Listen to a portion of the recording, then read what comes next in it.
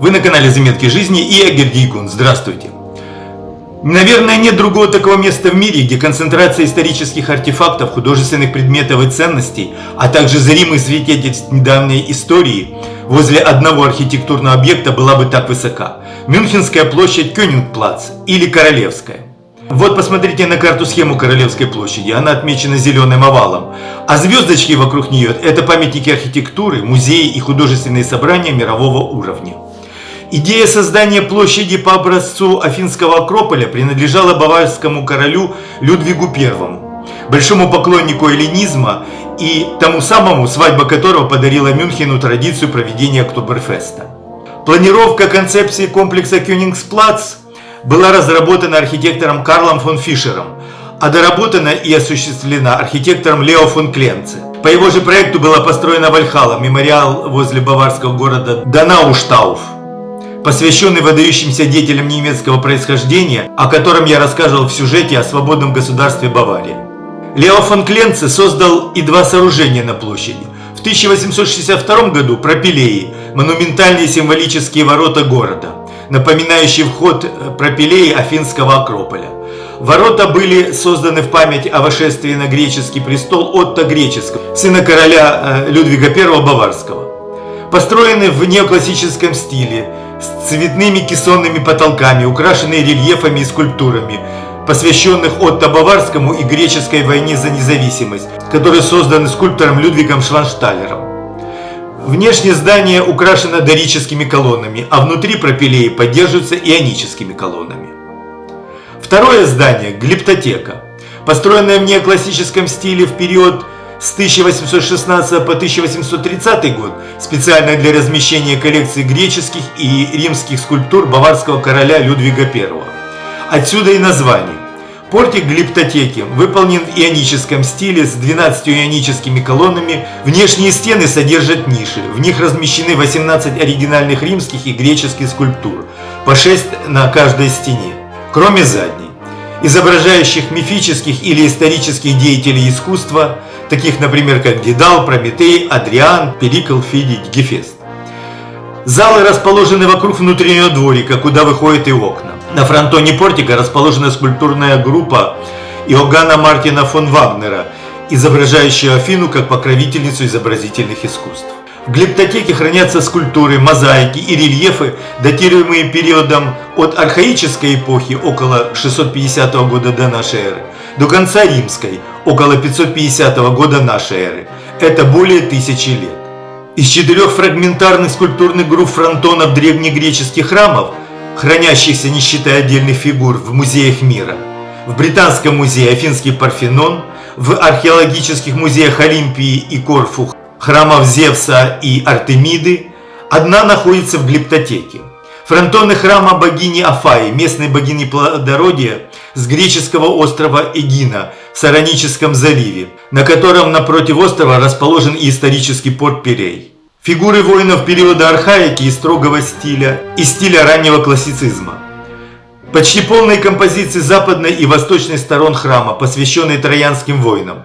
Эти композиции созданы в 2 различных стилях, что является уникальным явлением в изобразительном искусстве. Западный фронтон создан в стиле поздней архаики. Среди изображенных в центре стоит Афина, не вовлеченная в действие, богиня-покровительница жителей острова Эгина. Слева от Афины Аякс, которого можно узнать по орлу на его щите. Справа от богини греческий герой Ахилл. Это изображение Афины одно из оригинальных, дошедших до нас не в поздних копиях, а так, как ее создали и видели древние греки. Сюжетная композиция относит нас к Илиаде Гомера. Восточный парадный фронтон уже соответствует стилю раннего классицизма. Афина также стоит в центре, но теперь она более явно вовлечена в действие, совершив разворот влево. Следует отметить, что в античности скульптуры фронтонов не были белыми, а имели раскраску и выглядели примерно так. Здесь же с правой стороны изображен и Геракл, которого можно узнать по шлему из головы кеферонского льва, в разгар битвы стреляющего из лука. А в левом углу фронтона изображен умирающий царь Трои Лаомедон, с лицом искаженным болью, которого Геракл смертельно ранил стрелой в первой битве за Трою.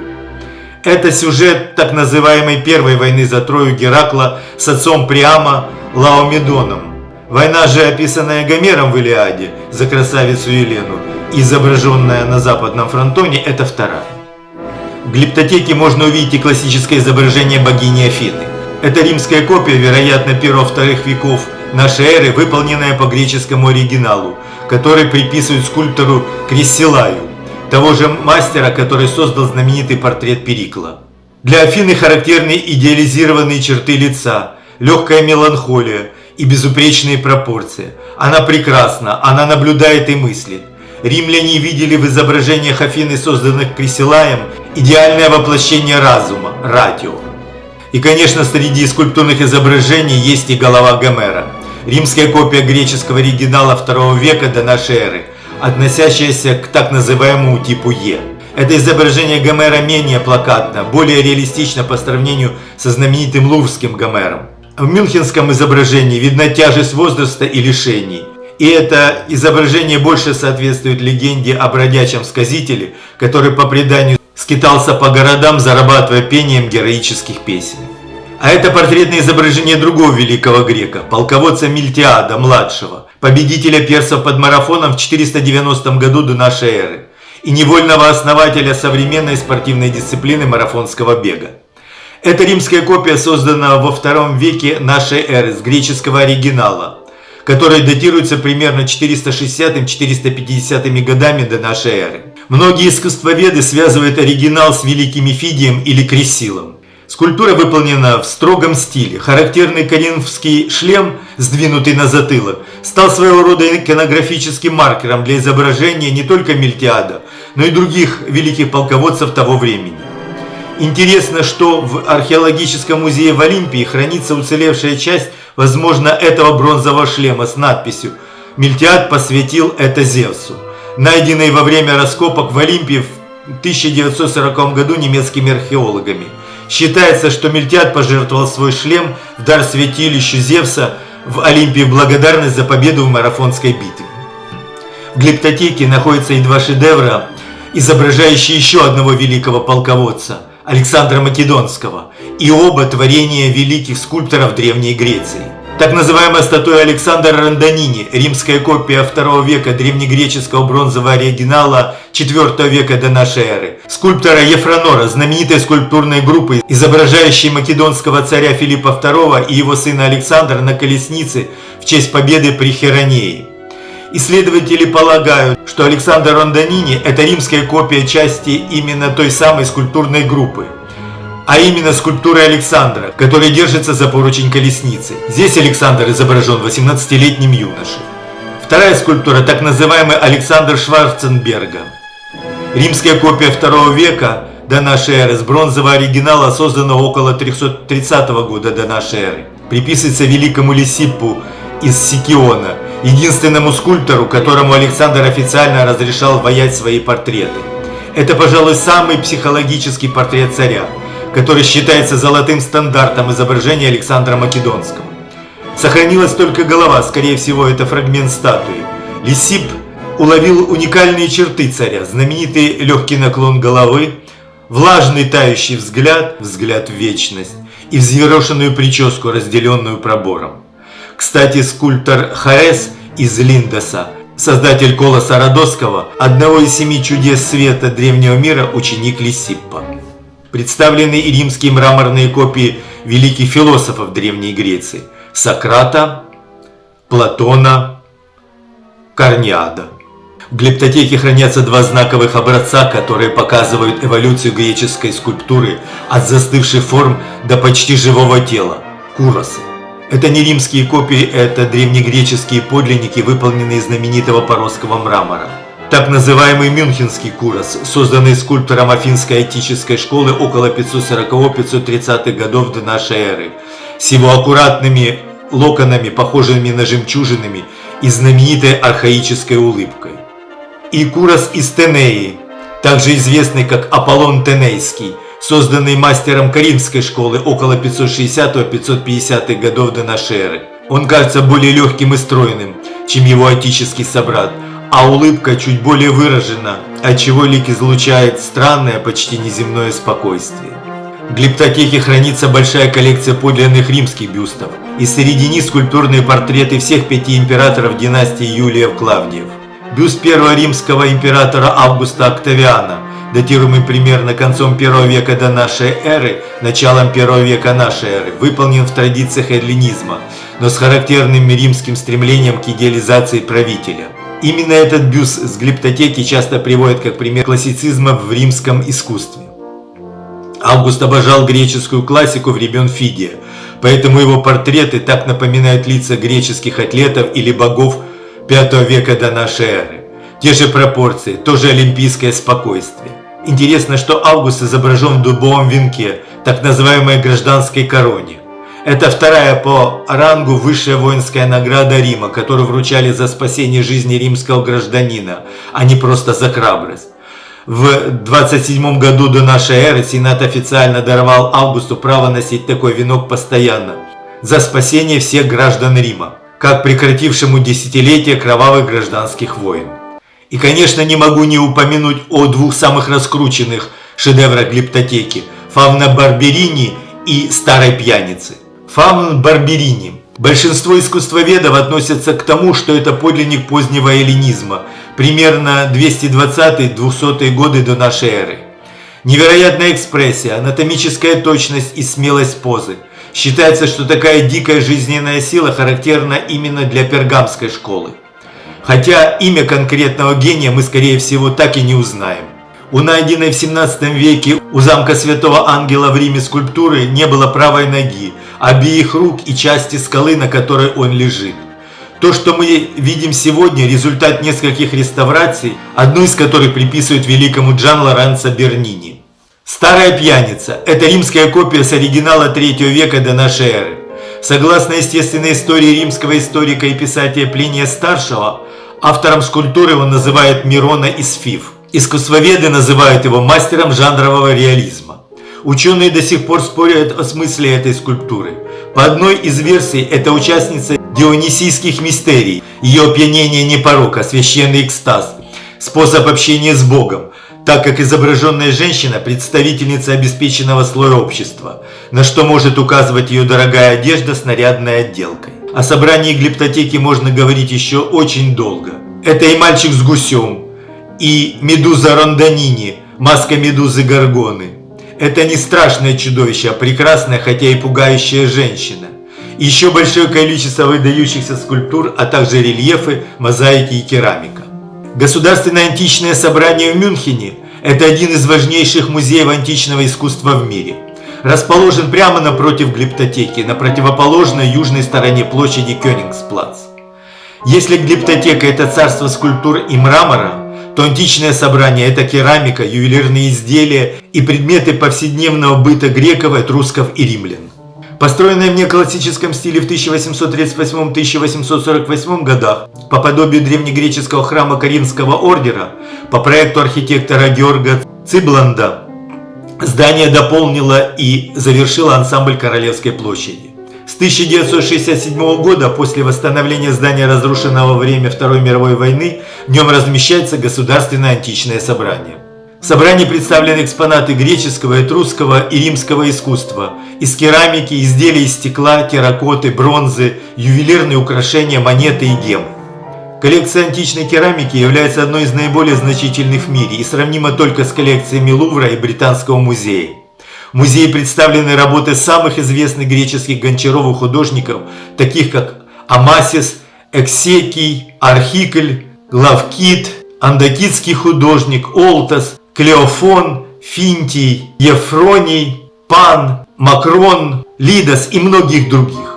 Из всемирно известных шедевров чаша Диониса – это знаменитый древнегреческий чернофигурный килик, плоская чаша для вина, созданная афинским мастером Эксекием около 540-530 годов до нашей эры.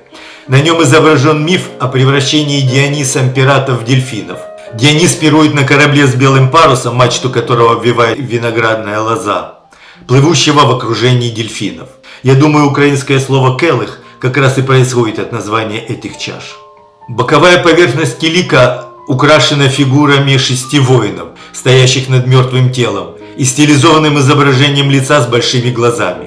Как считают исследователи, внешнюю сторону украшали глазами для защиты от злых духов. А я думаю, что лицо с глазами с внешней стороны чаши – это чтобы было с кем выпить, когда одиноко. Конечно, вот этот ионийский канфар VI века до нашей эры этому способствует больше. В коллекции музея есть и произведения переходного периода, так называемая двуязычная керамика рубежа VI-V веков до нашей эры, когда чернофигурная живопись постепенно уступала место краснофигурной. В этот непродолжительный период керамику расписывали как в чернофигурном, так и в краснофигурном стиле. Сохранилось несколько амфор, передние и задние стороны которых украшены в этих двух разных стилях. В музее находится одна из таких амфор – Геракл, отдыхающий на ложе. Амфора с округлым в виде живота корпусом, созданная в Афинах около 520-510 годов до нашей эры. Она подписана гончаром Андакидом, который, вероятно, ее изготовил. Он является одним из первых художников, работавших в краснофигурном стиле греческой вазописи. Некоторые ученые предполагают, что чернофигурная сторона была расписана другим великим афинским художником Лисипидом. Бегущая Минада с Тирсом в одной руке и леопардом в другой. Античный килит 490-480 годов до нашей эры афинского мастера Брига, выполненный в стиле вазописи по белому фону. И, конечно, кратеры, сосуды для смешивания вина с водой на пирушках, симпозиумах.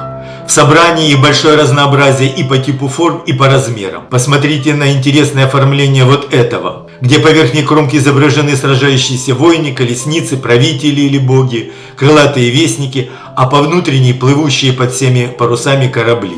Кто говорит, что пирсинг – это современная мода? Посмотрите вот на этого модника. Терракотовый ритон в виде головы сатира, персонажа из свиты бога вина Диониса, Бахуса, конца V века до нашей эры из этрусского города Вульчи. Помимо столь эпатажных экспонатов, в собрании хранятся и поистине уникальные. Из полных или научно реконструированных экземпляров этрусских колесниц, которые можно увидеть, в музеях мира насчитывается всего около 6, и только 2 за пределами Италии. Одна, самая знаменитая и лучше всего сохранившаяся этрусская колесница в мире, колесница из Монтелеоне, датируемая около 530 года до нашей эры, находится в Метрополитен-музее Нью-Йорка. Вторая в Государственном античном собрании Мюнхена. Колесница была обнаружена в районе Тарквинии, одного из главных этрусских городов, и датируется примерно 550-540 годами до нашей эры. В результате проекта реконструкции колесницы 2014-2015 годов был построен новый деревянный остов, использовались ясень и дуб, такие же материалы, как и в древности, и заново установлены все подлинные бронзовые детали на соответствующие места. Была восстановлена также система вращения осей. В оформлении колесницы доминирует ионический стиль, для которого характерны изящество линий, динамика в сценах битв и охоты, обилие декоративных деталей. Государственное античное собрание Мюнхена – это один из немногих музеев мира, где представлена коллекция этрусских погребальных урн для кремации. Большинство урн мюнхенской коллекции относятся к эллинистическому периоду истории Этрурии, III-II векам до нашей эры. Это время, когда этруски уже находились под сильным влиянием греческой культуры, но сохраняли свои уникальные погребальные обряды. На крышке изображался полулежащий и покойный, мужчина или женщина, как будто присутствующие на вечном пиру. Лица часто имеют портретные черты. На панелях ящика корпуса располагаются рельефы с сюжетами от сцен прощания с умершим и его путешествия в подземный мир до сцен, заимствованных из греческих мифов, например, сюжеты о Троянской войне, битвах героев и так далее. В коллекции собрания большое количество бронзовых изделий, таких как знаменитые этрусские зеркала, бронзовое оружие и доспехи, культовые предметы и предметы обихода, а также скульптуры и статуэтки. В том числе и знаменитая девушка из Берои, греческая бронзовая статуэтка 120-100 годов до нашей эры, изображающая Афродиту, богиню красоты и любви, выходящую из купальни, и, как считают исследователи, державшую в руке зеркало, в которое смотрит на себя. Ну и, конечно, нельзя не упомянуть о другой статуэтке.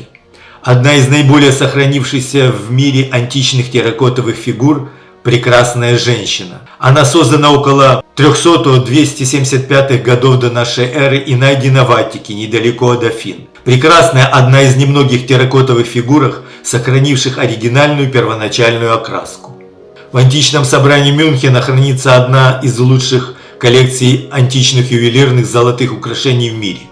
В зале ювелирных изделий можно увидеть золотой венок из Армента, Южная Италия, созданный около 350-330 годов до нашей эры. Это, пожалуй, самый сложный и впечатляющий образец древнегреческого ювелирного мастерства периода расцвета Великой Греции, когда мастера греческих городов Южной Италии достигли невероятных высот в обработке золота. Венок состоит из переплетения ветвей дуба, мирта, роз, фиалок и вьюнков.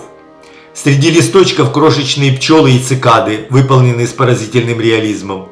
В центре композиции фигурка Ники, крылатой богини Победы. У ее ног расположены 4 маленьких эрота. Венок насчитывает 80 цветочных бутонов и сотни отдельных листочков. Мастера использовали тончайшую золотую проволоку и технику выколотки. Изначально многие цветы были покрыты цветной эмалью, синей, зеленой, белой, что делало венок похожим на живой яркий букет. Детали закреплены так искусно, что при малейшем движении венок оживал. Листочки и фигурки слегка вибрировали, создавая естественность движения с переливами света на золоте. В собрании большое количество разнообразных ювелирных украшений из этрусских захоронений и не только. Один из величайших образцов диадемы древнего мира – диадема Лёба, получившая название от коллекции Джеймса Лёба, который передал ее в дар Мюнхенского античного собрания, пожалуй, самая роскошная в эллинистическом мире. В середине диадемы находится так называемый узел Геракла – 2 переплетенных золотых жгута, инкрустированные темно-красными гранатами, над которым крылатая богиня Победы Ника в окружении морских драконов. Спереди корону украшают 9 подвесок в виде кисточек, состоящих на конце из золотых бусин, бусин граната, сердолика и белого сардоникса. Золотая диадема работы греческих мастеров Крыма происходит из пантикопея и датируется около 150 года до нашей эры. Вероятно, служила погребальным украшением для представителя высшей элиты Боспорского царства. В античном собрании большая коллекция монет. Рассказывать много не буду, посмотрите вот на эту серебряную тетрадрахму, так называемые монеты нового стиля рубежа 2-1 веков до нашей эры, знаменитую афинскую сову. Изображение самой Афины с другой стороны монеты. В музее большая и очень интересная экспозиция античного стекла, в которой выделяется, пожалуй, знаменитый кёльнский кубок Диаретта. Римский кубок сетчатой формы 300-350 годов нашей эры с надписью «Пей много лет». Аннис бибе мультис. Диаретта – это сосуд из резного стекла, обычно двухстенный, колоколообразный, заключенный в богато украшенную резную стеклянную сетку, использовавшийся в период Римской империи и особенно в поздней античности. Состоит из внутреннего кубка и внешней сетчатой или декоративной оболочки, выступающей из корпуса чаши, к которой он крепится. Диаретта – это вершина римских достижений стеклоделии. Из около 70 сохранившихся диарет одна находится в Мюнхенском музее. Кикладские идолы – небольшие антропоморфные фигурки, изготовленные преимущественно из мрамора с островов Парос и Наксос, с ярко выраженной геометризацией форм, относящейся к неолиту и раннему бронзовому веку. Они были найдены главным образом на греческом архипелаге Киклады и характерны для кикладской культуры. Назначение фигурок пока не ясно. Некоторые ученые считают, что фигурки использовались в ритуалах. Первые кикладские фигурки были обнаружены примерно на рубеже 18-19 веков. В то время мало кто их ценил в искусствоведческом мире. Ситуация изменилась в начале 20 века. Художники модернизма обращались к образам кикладских идолов и создавали свои произведения, черпая вдохновение в традициях этих образов. Рассказывать об экспонатах Государственного античного собрания и глиптотеки можно бесконечно, и я осветил только их малую часть. Но, как говорится, лучше один раз увидеть, и если есть такая возможность, непременно воспользуйтесь ею.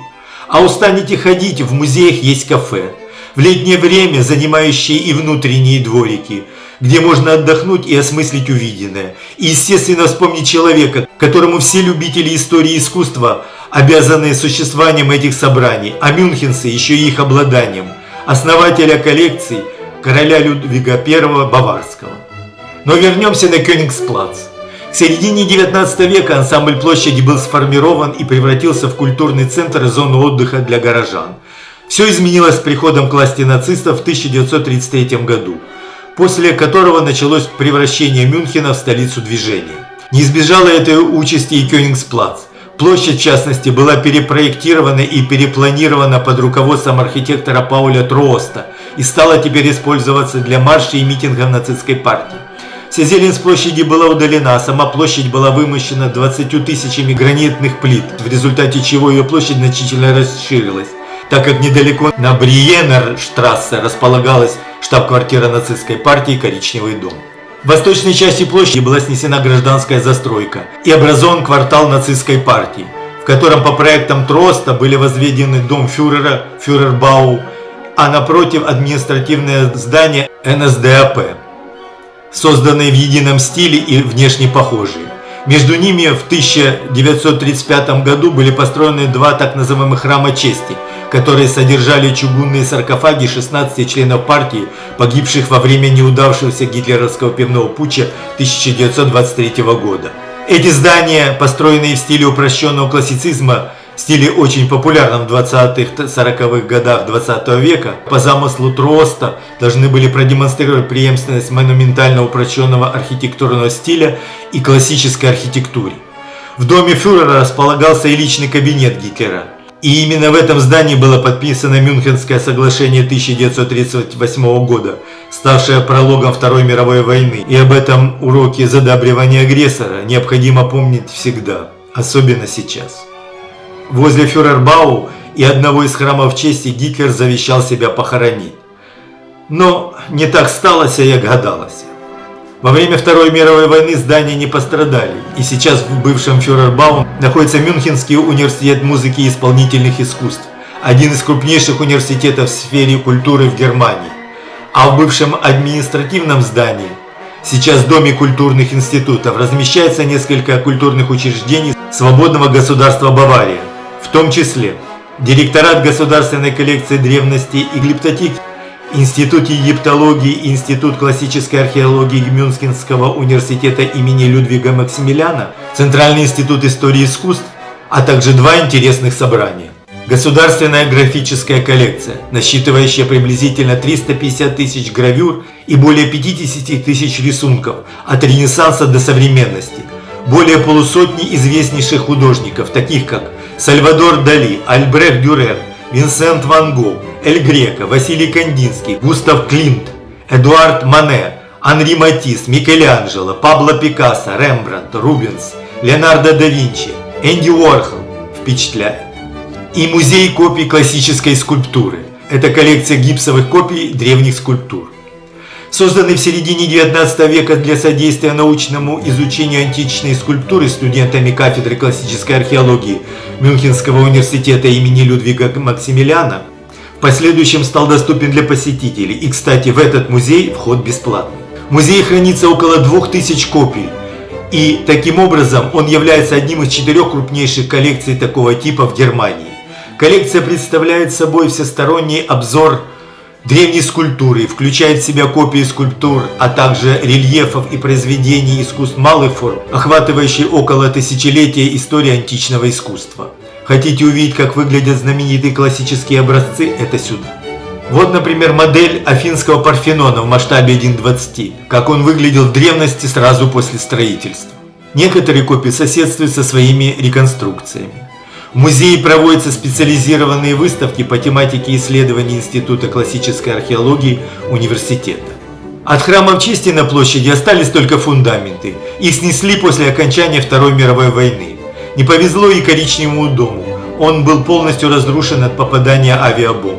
Вот это здание в современном динамическом стиле с чертами минимализма, построено на его месте. В нем расположен Центр документации по истории национал-социализма, который занимается изучением истории и последствий нацистского режима. Здание жилой застройки на Кёнигсплац пока не восстанавливали, хотя такие предложения есть.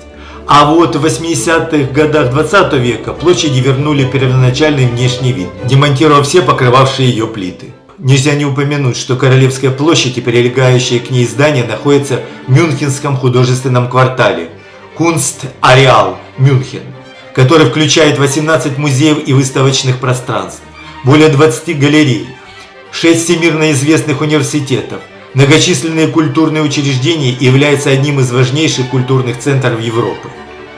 О некоторых из них я расскажу в следующих сюжетах, а вам могу только посоветовать. Если есть такая возможность, посетите музей, не пожалеете. Если вам понравилось, ставьте лайки, подписывайтесь на мой канал, задавайте вопросы, с удовольствием буду на них отвечать. До свидания.